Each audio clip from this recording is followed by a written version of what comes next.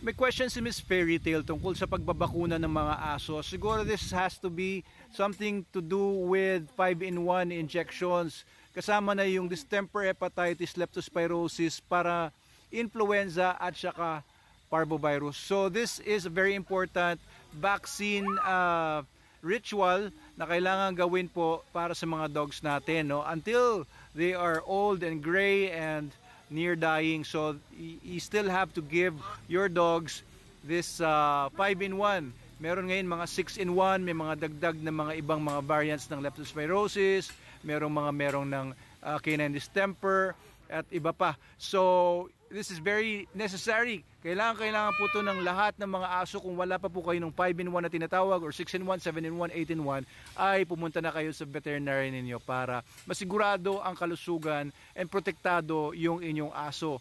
Okay, kasi may program po yan kapag ka puppy pa lang. Starting puppyhood, no, kailangan bigyan nyo po yung aso ninyo.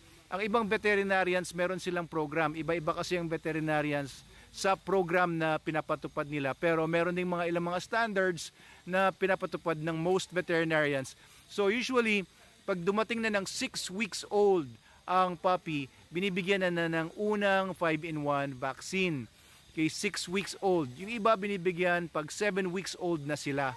Of course, mauuna yung deworming. Dapat ang mga aso nagdi-deworm na starting ng 2 weeks old. 2 weeks, 4 weeks, 6 weeks, 8 weeks, 10 weeks, 12 weeks, and then every 3 months thereafter.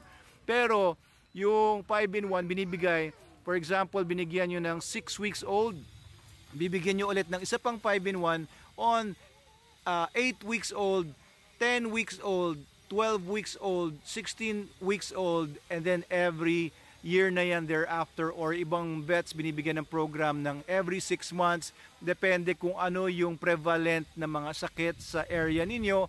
For example, kung marami pong mga cases ng leptospirosis sa area ninyo, it might be recommended ng vet ninyo na magbigay kayo ng twice a year 5-in-1, kasi yung leptospirosis fraction nun ay good for mga 6 months lang. Kaya kung mas prone yung area ninyo, maraming daga, maraming cases ng leptospirosis, baka po twice a year ibigayan ng vet ninyo. So only have your dogs vaccinated with licensed veterinarians. Huwag po kayong bibili lang ng mga vaccines from agri-vet supplies o kaya mga poultry supplies, tapos kayo na mismo yung mag-i-inject or papa-inject nyo sa kaibigan nyo na nagsasabi magaling daw siya, na breeder daw siya, kaya siya na daw magbabakuna. No. Okay, kasi bago po magbakuna ang licensed vet, sinisigurado muna niya na tama yung pagbabakuna, tama yung schedule, tama po yung dosage, yung route of administration, lahat-lahat i-check muna niya kung pwede bakunahan yung aso niyo, kasi pag hindi pwede, ay pagka binakunahan yan, ay pwedeng ikamatay pa nung tuta or nung aso. Ngayon ang tanong ni ma'am kasi, kung yung program na yon ay nasimulan tapos hindi natapos, kailangan ba mag-start na naman from zero yung veterinarian ninyo kapag dinala nyo sa ibang vet, halimbawa, o kaya nawala yung vaccination card?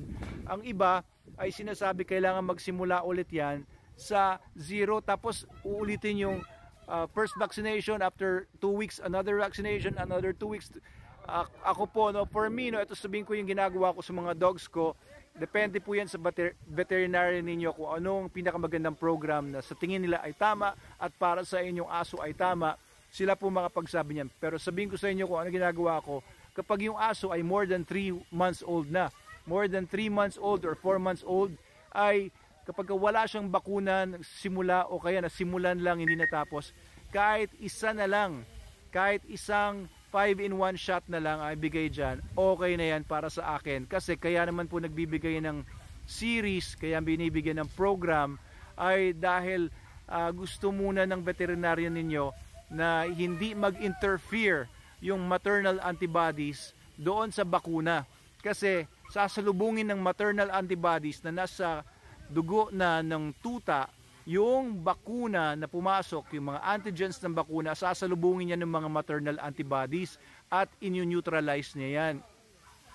And ang maternal antibodies, nakukuha yan sa colostrum. Pag dumede yung mga puppies sa nanay, especially during the first few days ng buhay nila, nakakuha po ng colostrum and nakakakuha ng maternal antibodies mula doon sa colostrum na yan. Kaya very important po ang gatas ng ina na may colostrum.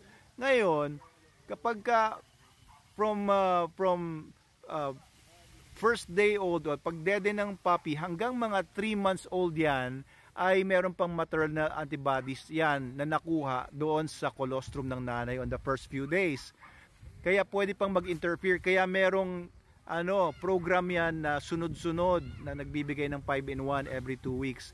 Pero pag lumampas na yung tuta ng 3 months, lumampas na siya ng 4 months, wala nang maternal antibodies na sasalubong doon sa bakuna.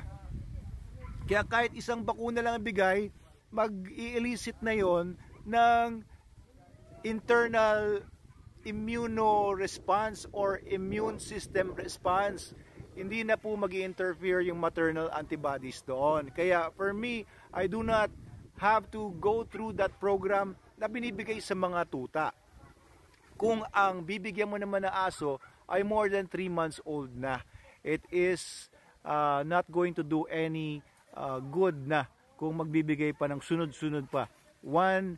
5-in-1 is enough kung yung puppy na bibigyan mo ay more than 3 months old na, sorry. Okay, so yun po yung sagot ko doon. Kasi ako, unang-una, ayoko kasi yung na-over-vaccinate yung aso ko, kahit naman hindi naman ganun kadelikado, pero ayoko rin yung syempre mas stress din yung puppy kapag na-over-vaccinate sila. Ayoko rin mag-overgastos ako sa pagbili ng mga bakuna kung hindi naman kailangan, di ba? So that's my take, that's my tips for you. Pero it's still always best to obey your own veterinarian kasi siya yung nakakaalam sa particular case ng dog ninyo, sa particular case ng puppy ninyo. So listen to your own veterinarian. Shinare ko lang naman dito kung ano yung para sa aking tama. Okay, no? Cute ng mga chihuahua waps ko dito.